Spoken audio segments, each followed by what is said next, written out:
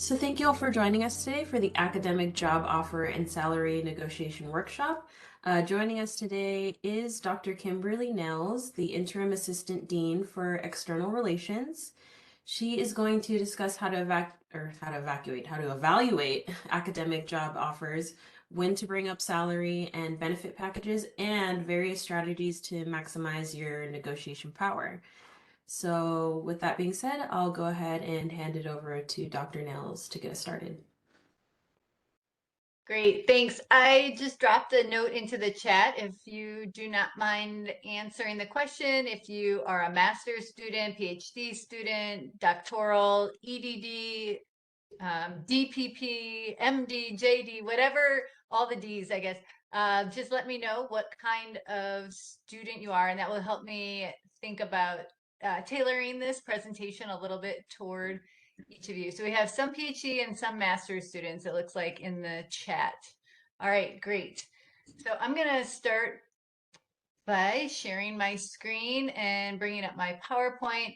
And I wanted to let you know that it is on a separate screen. So I'm going to try to remain looking at you, but my PowerPoint is on a different monitor here. So as I share this, I just want you to know that I am looking over at my other monitor and not ignoring you all as I'm chatting. So here we go. Okay, so as I mentioned, or as Jasmine mentioned, I am Kim Nehls. I am a lecturer of international business. I also serve as assistant dean currently in the Lee School of Business at UNLV. And I really feel fortunate that I get to do both teaching and administration. I have kind of an unusual job in that regard, and I feel really fortunate that I get to do both. I also want to just give a shout out to the Grad College and all my friends there, and just say how much I appreciate all you do for me and our students in general. I also wanted to just give you a little bit of background on me, and so that you're aware that I've been involved in a lot of different academic job searches from different aspects, from being a searcher myself to also conducting job searches. And I'm also familiar at both the academic faculty side of things, the administrative faculty side of things. So just so you're aware of my background, I said up front, I love college. I have 2 bachelor's, 2 master's, and 2 PhDs, almost 2 PhDs. I'm still a student myself. I've got all my books here that I'm working on my dissertation right now. I am finishing up that hopefully in the spring. And I just feel really fortunate to have worked and studied at a lot of different great institutions. I'm a double alum of UNLV, Go Rebels. And I have taught at UNLV in Greensboro College of Urban Affairs, the College of Education, and Lee Business School for over 20 years, primarily on a part-time basis, and then while also working full-time. I also oversaw a nonprofit scholarly society called ASH, which stands for the Association for the Study of Higher Education. I did that for 11 years, and during that time, I had a staff of 7. Some were full-time employees, like director of conferences and events, director of programs, director of operations, and then I also had GAs, interns, and just about every position you can imagine. I've served on dozens of dissertations and master's committees through the years at a variety of institutions. I've been a part of different academic job searches as well. So, and as I mentioned, I'm working on my second dissertation. So I have been through this process quite a few times.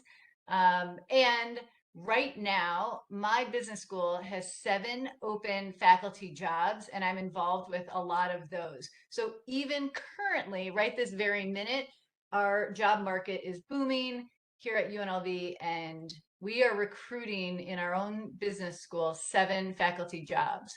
Those are academic tenure track or non-tenure track roles that we're seeking. Crazy, crazy how many job openings there are right now. I also want to put in a shameless plug for myself. I'm personally hiring 2 positions. So if anybody's looking for a full-time job, I'm looking for a full-time fundraiser who will serve as either a senior director of development or a director of development for the Lee Business School. That's going to be the chief fundraiser for my school. And I'm also looking for a full-time events and program manager that will help with all external relations. So I get to do external relations for the college, which are things like community outreach, fundraising, working with donors, working with people in the community, getting to be a part of great groups like Chambers of Commerce and GoEd and other economic development programs in town. So that if you, either of those sound exciting, please apply. They're open right now on Workday. You can find out more. I know that's a shameless plug, but I am looking for great people. Okay, so let's get into today's topic, which is all about academic job searches. But before we do that, I wanted to start by describing what are academic jobs. So you might be looking for, one of your first academic jobs and be on the job market. And there are usually two categories of full-time academic jobs at a college or university. A tenure track role is one of the, I was going to say the most common, but anymore, there seems to be evenly split between tenure track and non-tenure track roles at institutions. Tenure track are a more traditional path where you go assistant, associate, and full professors. They have, a variety of titles, but typically you go in as an assistant right out of a master's or PhD program, depending on the type of institution, and you're hired with kind of a practice run for 6 years. It's a long time for a practice, but you serve as assistant professor and then finally can earn promotion and tenure after that amount of time. A non-tenure track is typically a 1 to 3 year position that you are signing. Sometimes it can be longer term than that. You're typically hired as clinical faculty or a lecturer. That's what I am. Faculty in residence, teaching faculty. You could have a research faculty who's non-tenure track as well. That those positions are becoming more and more common.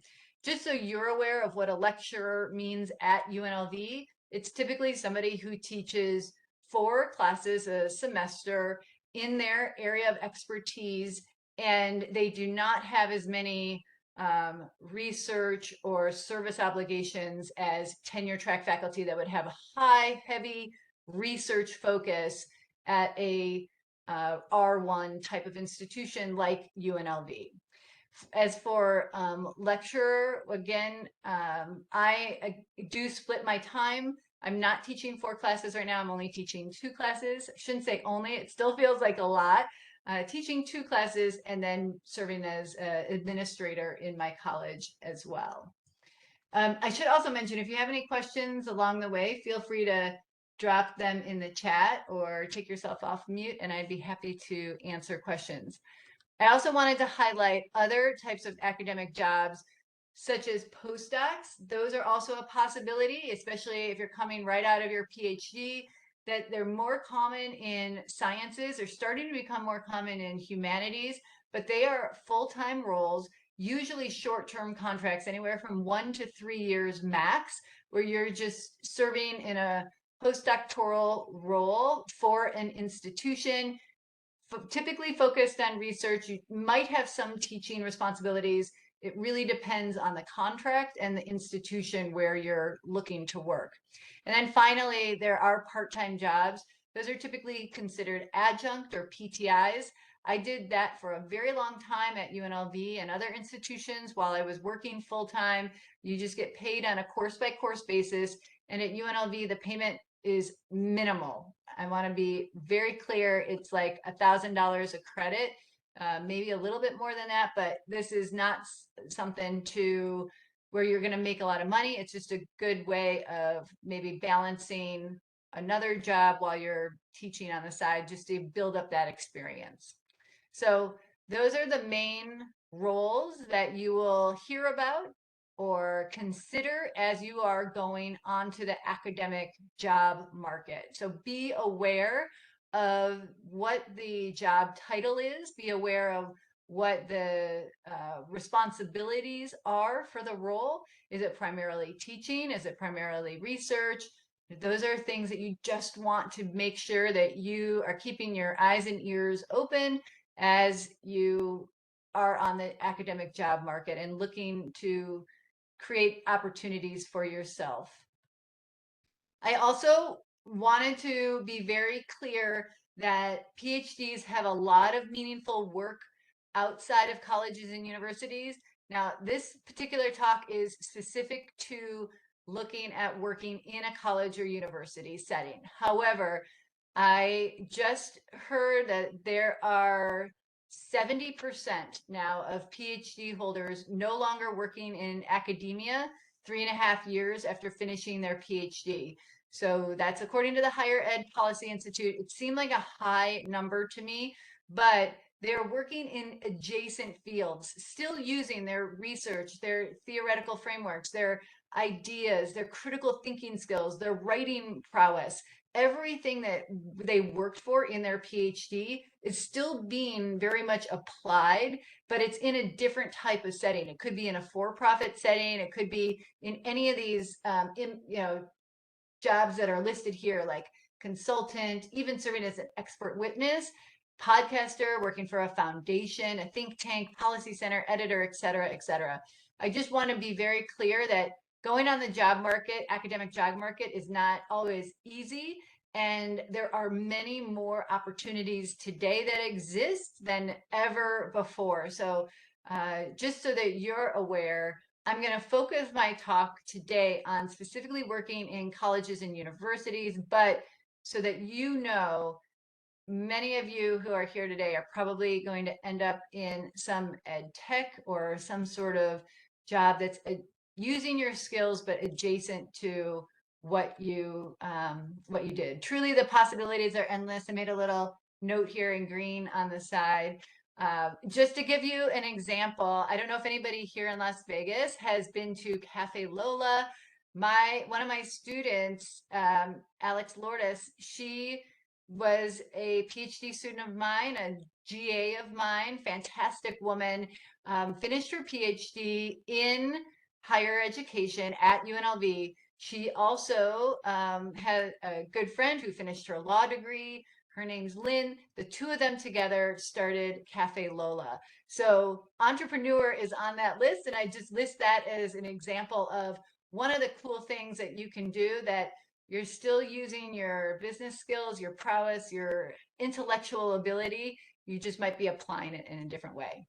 All right, enough about that. I also wanted to pull some data from different industries.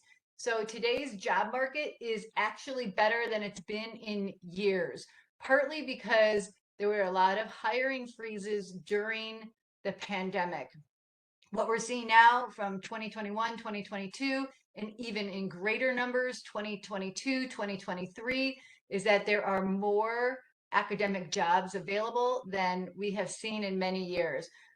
This again is out of history. So it's not an area that I'm particularly familiar with, but these data were available. So I wanted to share with you. And just to let you know that I'm seeing similar trends across other types of disciplines. So this again is history, but I'm seeing this for sure in business, which is one area that I'm familiar with, and others. I also went to the hard-hitting news source of Reddit. Not really. It's a great social media for following and learning about academic job markets. And so there was a question posed recently by GGGGGFFF 8 months ago and said, for those of you going on the job market this year for fall 2022, how is it going? How many applications did you send out? And there were a lot of responses to this question. I thought I would share some of them with you now. So here is one person, PhD, yeah, you can read it, said they applied to 70 positions, 70. Can you believe that, between August and now? 5 interviews, 2 campus visits, everything's still in limbo. Seen an overwhelming amount of adjunct positions for my field. Bummer, I'm looking for tenure track. My field is inundated with people who push their graduation off from last year during COVID to this year. So would not recommend. Your situation seems to be typical, but putting out 70 applications is a lot of work. And then another person wrote, coming from a field that has 5 to 10 tenure track jobs advertised worldwide each year, I can't even really conceive of having 70 positions to apply to in a single year. That's sort of blowing my mind.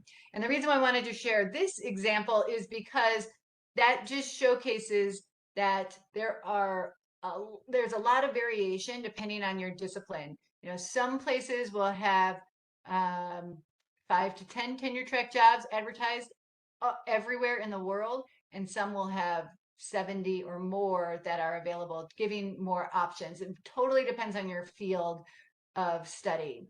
Here's another example. Here's one that somebody wrote in that says, our family settled, we won't relocate. And I needed to be selective and slow in my job market search.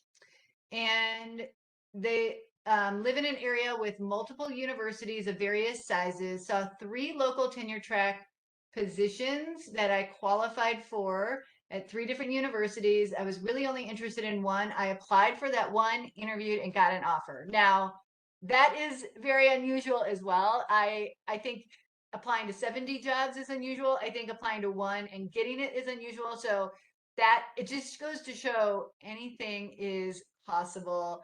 Um, it's pretty remarkable.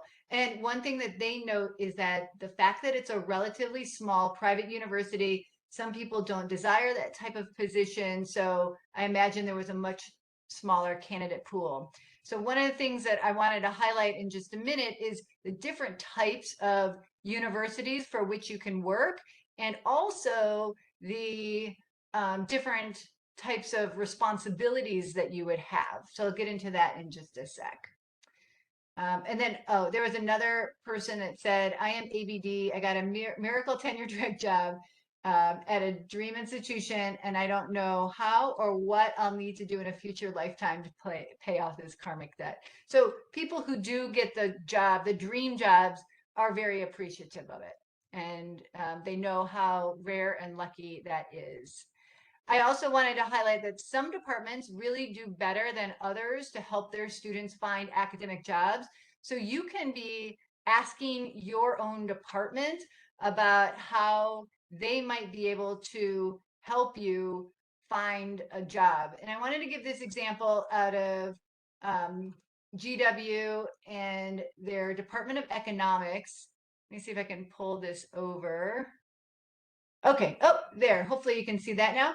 George Washington University, what they did in their economic department was list job market candidates, and they put in their name and the contact information, their areas of concentration, what their job market paper title is, and who their references or main advisors are. And you can see that this is 3 pages worth of students. So they actually have quite a few students going out on the job market right now. That must mean it's a very big department to see this many students, heading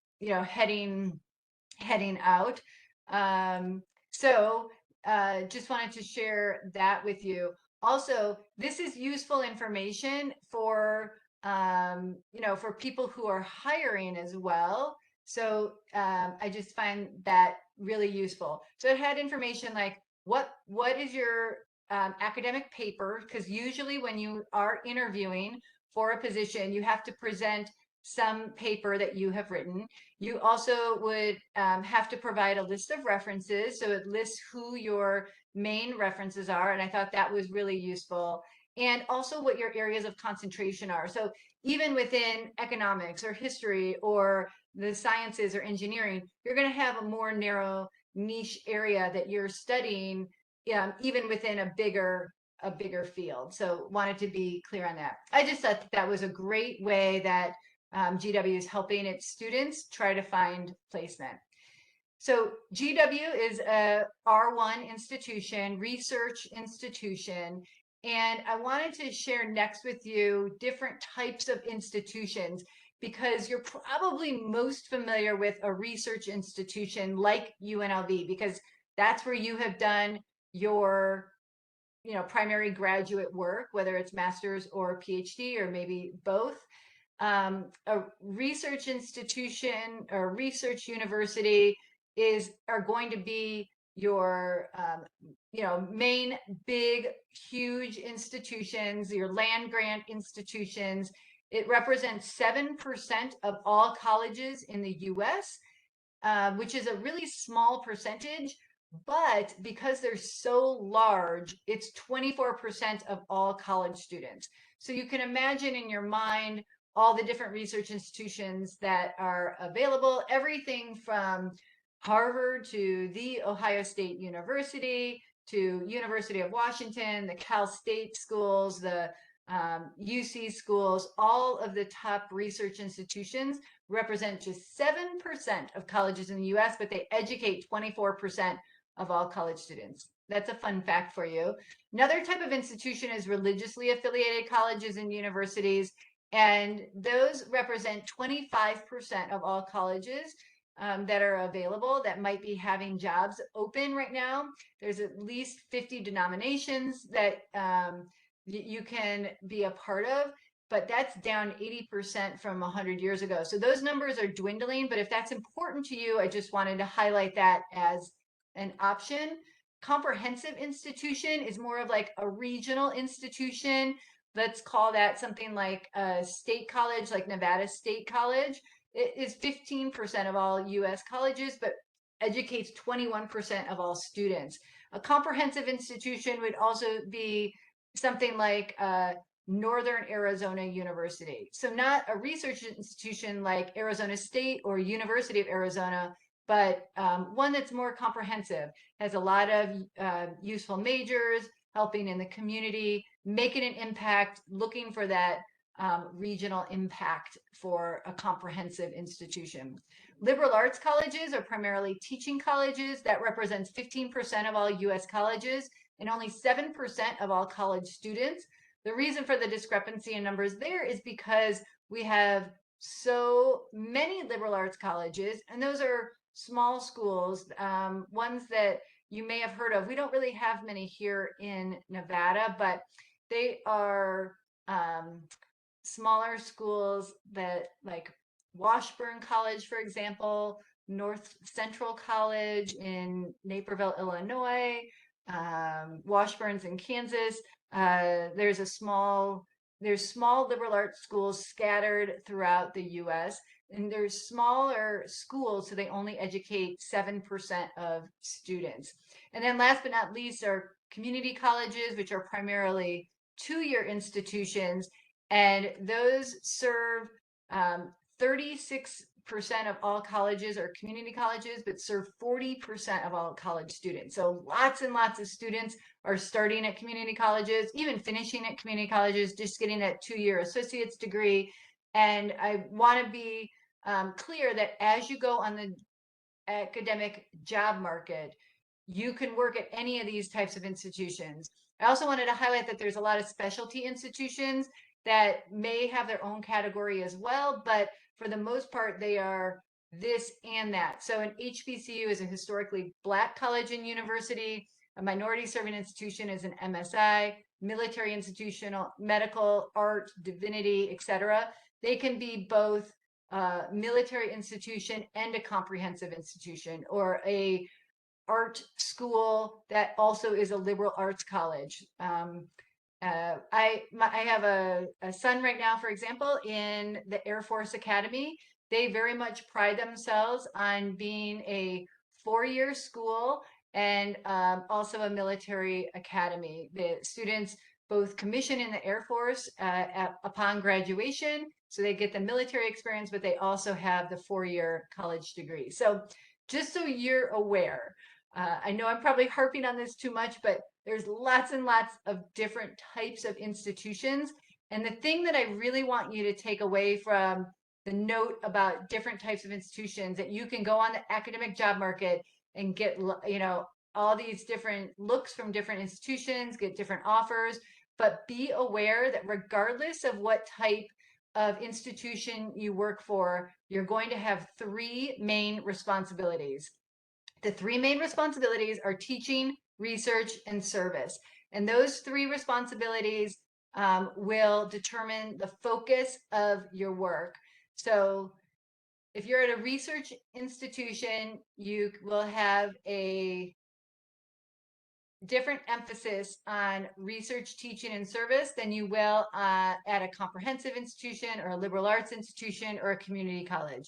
So for example, you're at a research institution, no surprise, there's going to be a big R, big emphasis on research, much less emphasis on teaching and service at a research university.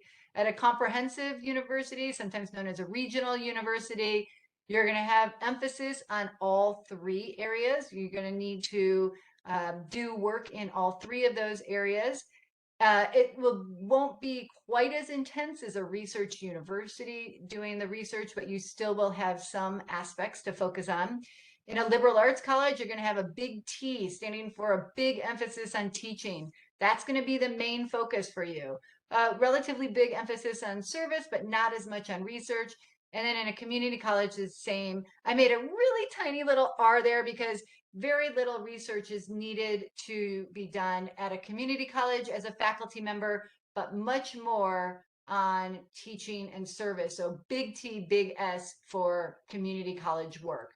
Again, I just want you to be aware that there are over 4,000 colleges and universities just in the United States, 10,000 plus worldwide.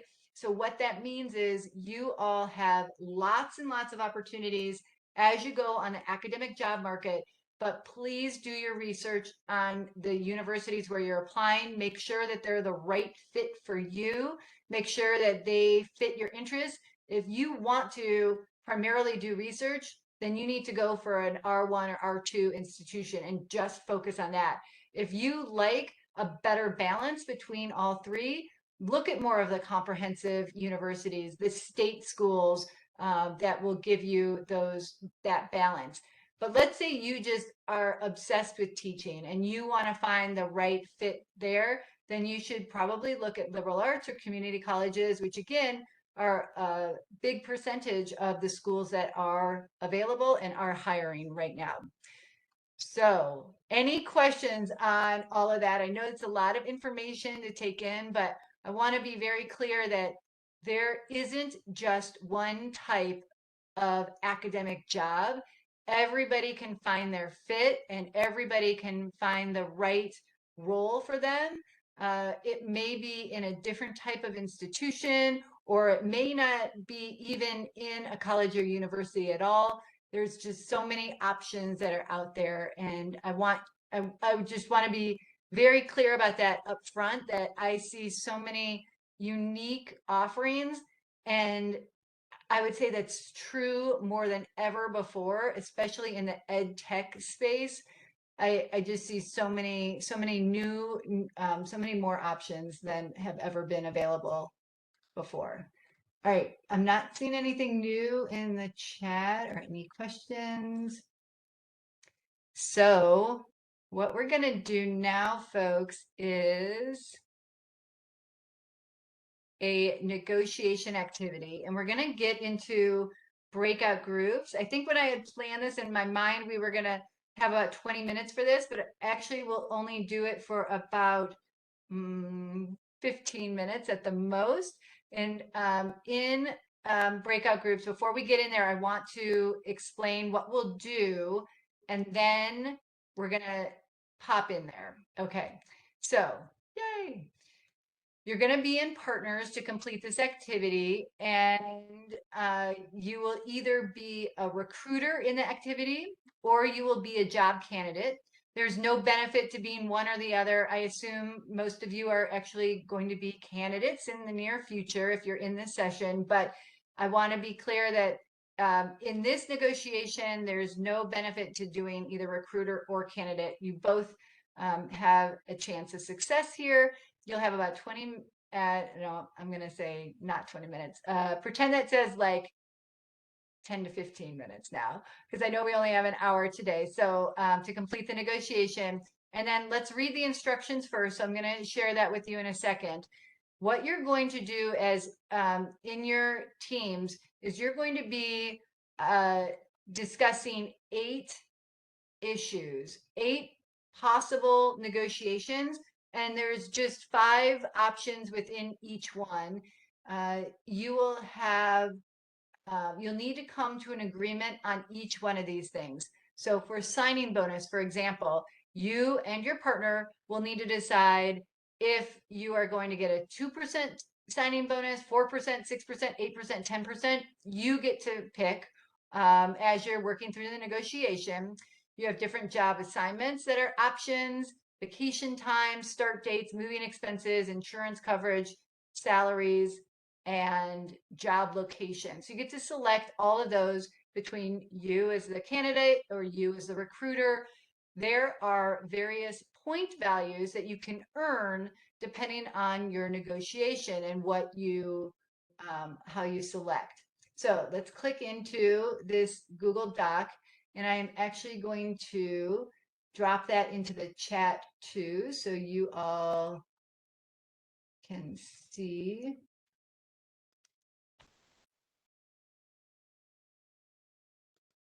Hopefully that link came through for all of you in the chat. It will look exactly like mine. I just want to walk through this before you all get into your breakout so you know exactly what you should do. This is an academic job negotiation. Again, you're going to either play the role of a recruiter or candidate. You can decide once you get into your breakout. Each issue has a different degree of importance to you, depending on what role you're playing. You can earn a number of points, either gaining or losing points, depending on what you decide for each one of those issues. Again, those issues are things like signing bonus and salary, job location. You'll have 20 minutes, let's say 10 to 15 minutes to reach agreement on all 8 issues. So in real life, you'll have much longer to negotiate these issues. But don't tell the other person how many points you're getting. Don't peek at the other individual spreadsheet of points. Familiarize yourself with your point values. And the highest number of points that you can obtain from this negotiation is 13,200 points. You can also have a negative amount at the end. Hopefully that doesn't happen, but just want you to be aware of that. And if you are the recruiter, only look, okay, so just real quick, I don't want to reveal too much here, but at the bottom, there are 5 tabs: recruiter only, candidate only. So recruiter only, if you decide to be the recruiter, come into this job spreadsheet that I've shared, click on recruiter only. If you are the candidate, click on candidate only. They have very different point values, and I don't want you to see one another's point value. And then last but not least, when you get to the end of your 10-minute, 15-minute session, come into the final agreement, write your name in, the recruiter name in here, and then you enter in your data. So if you decided on a $90,000 salary, you're going to have a 6/15 start date, you're going to work in Atlanta, you really like job E, so on and so forth. So you all, I'm going to delete this information here, but you all will fill in this information as you and the other person decide on each one of those. And we'll call you back again in about 15 minutes to make sure that that happens. So Jasmine, I'm actually going to stop sharing and ask if you can help me. Oh, we have now 4 people, so we can just do 2, 2, and 2. I don't know if anybody has a preference of who they're with, or we can just match it up randomly for the breakouts.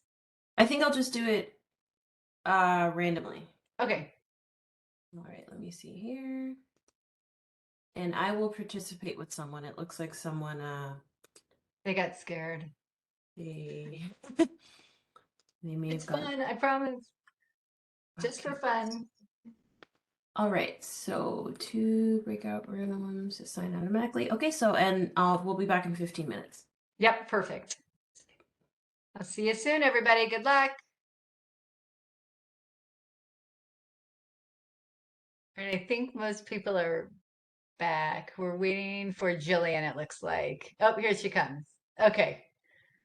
So I want to, this was great. You all did fantastic. I'm going to share my screen again because I just put it into a different spreadsheet that I have that calculated it automatically. Let me share with you and hopefully you can see. So I just took your numbers that you all entered there and put them in here.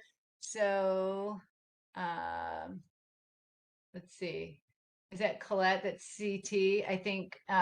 So if you look at the point values here and here, Jorge and Colette did fantastic. Very equal, very even numbers. Jointly, they earned 8,400 points. So they won the negotiation. Jillian did great, 4,600 for negotiation. Jasmine, you kind of got screwed here. I hate to say it. You need to work on your negotiation skills. Only 200 points. Total, you got 4,800. So at least you're positive. I mean, that's definitely a good thing. I want to be clear that at least you ended up like you know, in the black there, which is good, but let's be honest, it's not as equal as our other group here. All Yes. right. Oh, so you think it was Jillian's just a really good way to yeah, a good get there. That's great. So I wanted to share with you then this final tab here. There are some other issues that you can see and compare and contrast the different point values among the two. So although it says do not view yet, you're welcome to view and see what the different point options were for each of you. And I did want to point out just a couple of things. It wasn't always contentious. Some of the point values you actually were eye to eye on. And one of those was job location. So just to give an example of job location, you both wanted to be in San Francisco, which is really interesting because in that final agreement, neither one of you picked San Francisco. So I'd love to hear more about that, but I know we're kind of reaching the end of our time here. Let me pull up my PowerPoint really quick. So I was going to say who won. It really is the group that does the best job with the most number of points. So that was the first group there.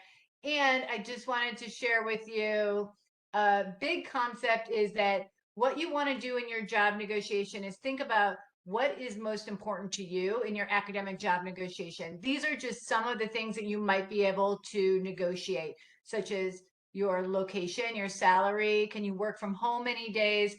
Can you maybe not get the right salary, but they can give you better days off, or they can give you more options when it comes to a different title or something like that. Ask questions, listen to what they're saying, be willing to give away some information if you need to.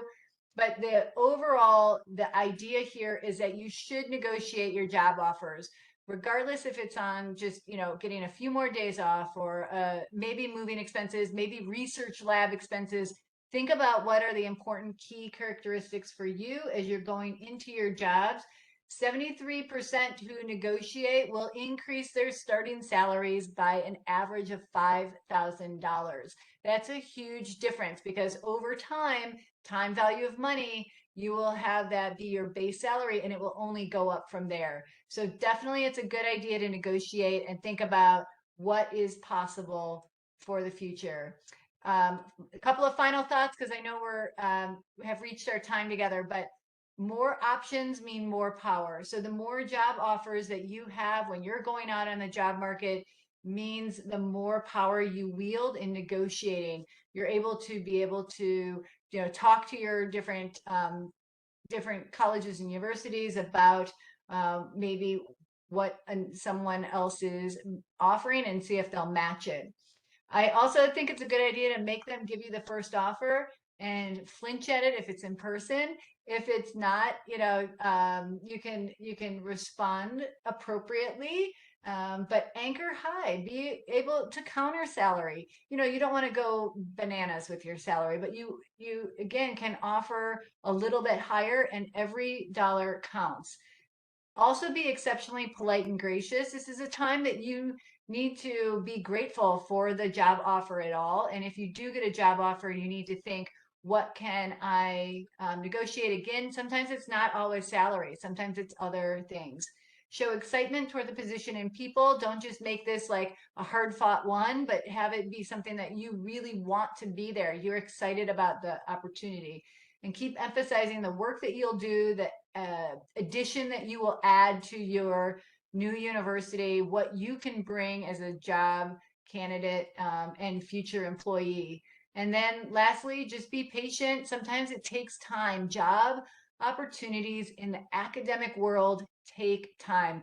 At UNLV, it can take, honest to God, 6 months from the time a job is posted to the time the person is hired and actually in the role. It just takes time. It's a slow process. But with that, I'll just say, don't be afraid to go after it. Don't be afraid to negotiate. It can be the difference between $5,000, which is a lot of money. Just want to say thanks. I'm always available on email if you want me to review a resume or talk to you about a job or anything. I'm happy to do so. And I'm in BEH, Beam Hall, right next to the Student Union in 460 if you want to swing by. All right.